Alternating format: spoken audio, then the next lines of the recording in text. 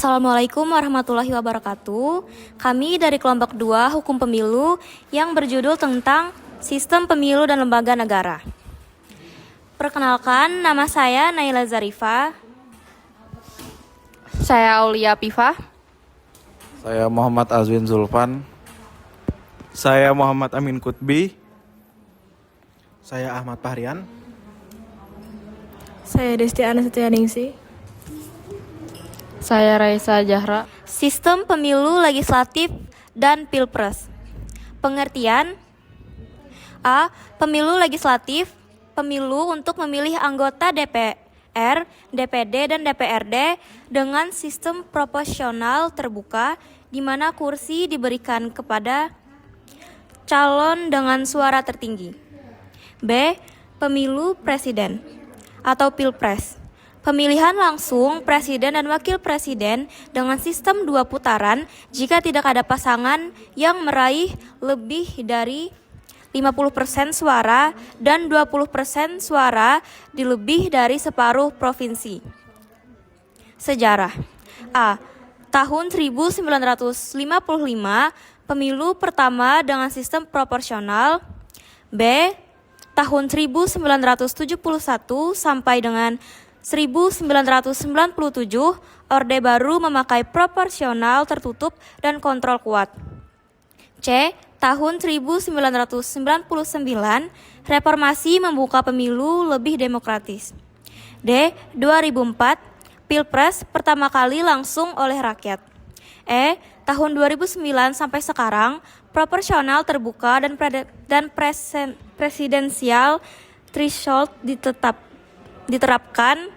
Dasar hukum: sistem pemilu diatur dalam beberapa regulasi antara lain: A. UUD NRI 1945 1.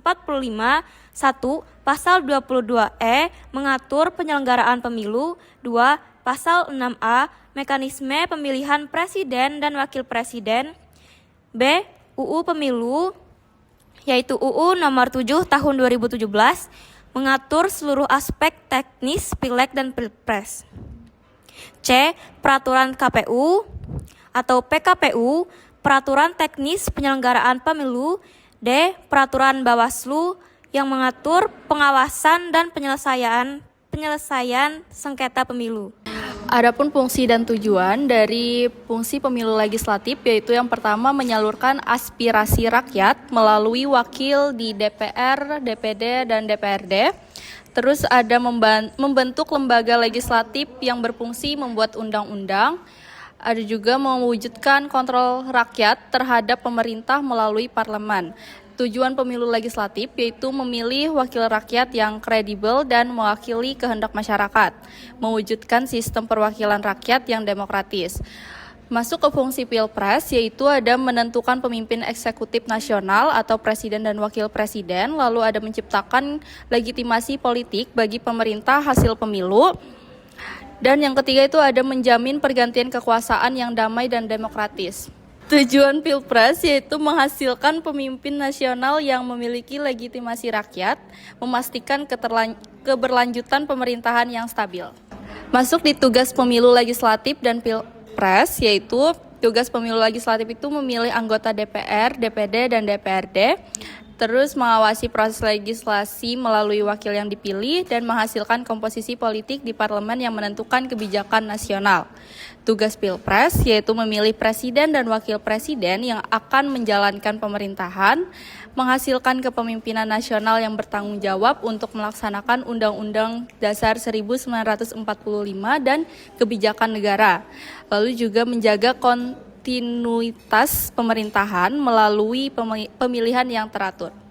Konfigurasi lembaga penyelenggara pemilu. Komisi Pemilihan Umum adalah lembaga penyelenggara yang bersifat nasional, tetap dan mandiri, penyelenggara utama dan otoritas tertinggi yang bertanggung jawab penuh atas pemilu di Indonesia.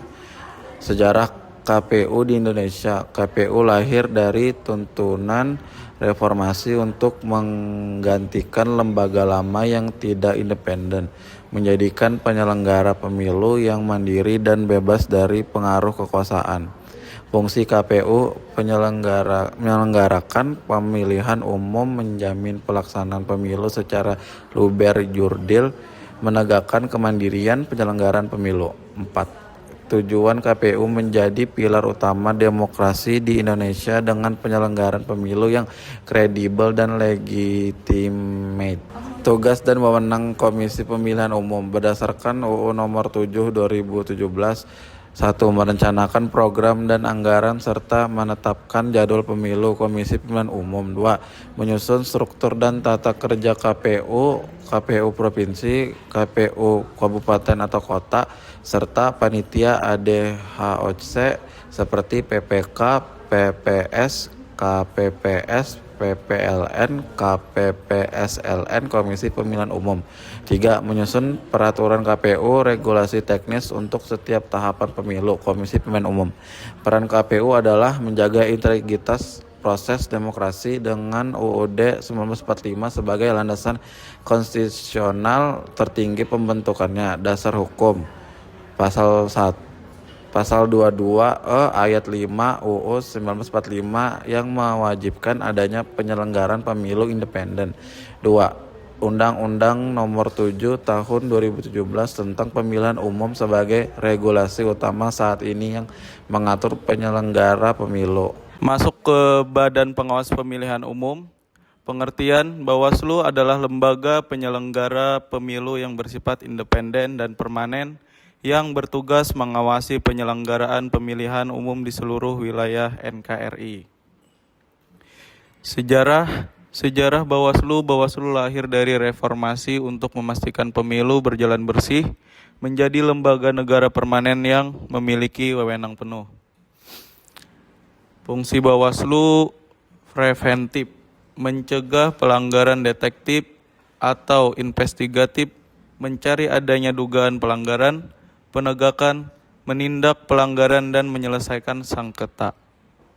Tujuan kelembagaan Bawaslu menjamin pemilu luber, jurdil dengan melindungi hak politik, meminimalisir kecurangan, dan menghadirkan transparansi dalam seluruh proses. Oke, masuk ke tugas Bawaslu berdasarkan Undang-Undang Nomor 7 Tahun 2017 dan Pedoman Bawaslu. A. Menyusun standar tata laksana pengawasan penyelenggaraan pemilu untuk pengawas pemilu setiap tingkatan. B. Melakukan pencegahan dan penindakan terhadap pelanggaran pemilu serta sengketa proses pemilu. C. Mengawasi persiapan dan pelaksanaan tahapan pemilu, pendaftaran peserta, daftar pemilih, kampanye, pemungutan, dan penghitungan suara rekapitulasi. Masuk kepada wewenang Bawaslu. A. Pemeriksaan dan rekomendasi. Melakukan pemeriksaan dugaan pelanggaran dan mengeluarkan rekomendasi sanksi administratif. B. Rujukan pidana. Merujuk temuan indikasi pidana pemilu ke aparat penegak hukum. C. Kerjasama penanganan. Bekerjasama dengan berbagai lembaga, KPU, DKPP, PPATK untuk penanganan pelanggaran.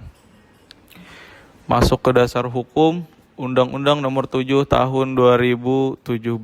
Payung hukum utama yang mengatur kedudukan, tugas, wewenang, dan seluruh mekanisme kerja Bawaslu. Peraturan Bawaslu. Aturan teknis internal yang menjabarkan pedoman pengawasan, tata cara penanganan pelanggaran, dan prosedur kerja operasional.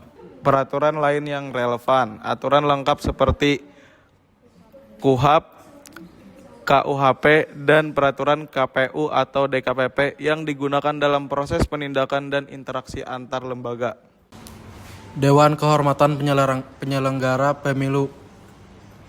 DKPP adalah lembaga etik parlemen yang dibentuk untuk menegakkan kode etik penyelenggara pemilu, yaitu seluruh jajaran KPU dan Bawaslu dari tingkat pusat sampai TPS. Sejarah dan kedudukan. DKPP awalnya muncul sebagai DKKPU 2003, sebuah badan ad hoc internal KPU karena pengawasan internal dianggap tidak cukup dan rentan konflik kepentingan. Dibentuklah DKPP yang mandiri pada 12 Juni 2012. Dasar hukumnya yaitu Undang-Undang Nomor 7 Tahun 2017 tentang Pemilihan Umum, Undang-Undang Nomor 15 Tahun 2011 tentang Penyelenggara Pemilihan Umum, Peraturan DKPP Nomor 3 Tahun 2017 tentang Kode Etik dan Pedoman Perilaku Penyelenggara Pemilu. Tugas utama DKPP yaitu memeriksa dan memutus pelanggaran kode etik, menjaga integritas dan kehormatan penyelenggara, menerima aduan dan melakukan verifikasi administratif, menjatuhkan sanksi etik, menyusun pedoman pemeriksaan kode etik dasar. Proses persidangan DKPP. DKPP bekerja seperti pengadilan kecil cepat, sederhana, terbuka, imparsial, dan praduga tak bersalah. Tahapannya yaitu pengaduan, verifikasi administrasi dan material, sidang etik, putusan pleno. Putusan wajib dilaksanakan KPU Bawaslu maksimal 7 hari. Peran strategis DKPP: A. Menjaga independensi penyelenggara, menghalangi intervensi terutama dari aktor publik, membangun kepercayaan publik, transparansi sidang memperlihatkan bahwa pelanggaran ditindak. Pilar kredibilitas pemilu, filter terakhir yang memastikan pihak yang menjalankan layak secara normal. Selanjutnya yaitu lembaga peradilan. Lembaga peradilan adalah institusi negara yang secara konstitusional menjalankan fungsi kekuasaan dan secara umum dapat diartikan sebagai institusi resmi negara yang dibentuk untuk melaksanakan kekuasaan kehakiman. Secara teoritis, peradilan merupakan penjaga rule of law dan pelaksana prinsip dua process of law dalam negara hukum modern. Fungsi peradilan mengalami perkembangan signifikan. Di antaranya yaitu ada kedudukan dipertegas melalui prinsip keterbukaan, akuntabilitas, dan integritas. Persidangan harus terbuka untuk umum, putusan wajib dipertanggungjawabkan.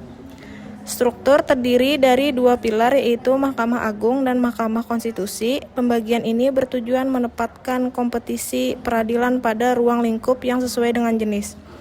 Kewenangan membentuk sistem penyelesaian sengketa pemilu yang terintegrasi dengan mekanisme ini. Pemilu dikawal dari awal hingga akhir oleh instrumen yudisial dan etika. Peran menjamin bahwa seluruh tahapan pemilu sesuai dengan asas konstitusional, luber, dan memastikan bahwa di dalam negara hukum setiap orang tunduk pada hukum dan aturan yang berlaku. Kesimpulan, meskipun sistem pemilu Indonesia telah memiliki landasan normatif yang kuat, UU Nomor 7 Tahun 2017 dan struktur kelembagaan KPU, Bawaslu, DKPP yang jelas, tantangan utama terletak pada implementasi secara empiris. Masih terdapat kesenjangan antara norma dan praktik, terutama terkait 1. Efektivitas koordinasi antar lembaga penyelenggara, 2. Kapasitas teknis penyelenggara, 3. Konsistensi penegakan kode etik dan penyelesaian sengketa. Oleh karena itu, penyempurnaan sistem pemilu ke depan harus difokuskan pada penguatan profesionalitas kelembagaan, harmonisasi regulasi, peningkatan transparansi untuk mencapai pemilu yang demokratis dan integritas secara berkelanjutan. Sekian dari kelompok kami. Assalamualaikum warahmatullahi wabarakatuh.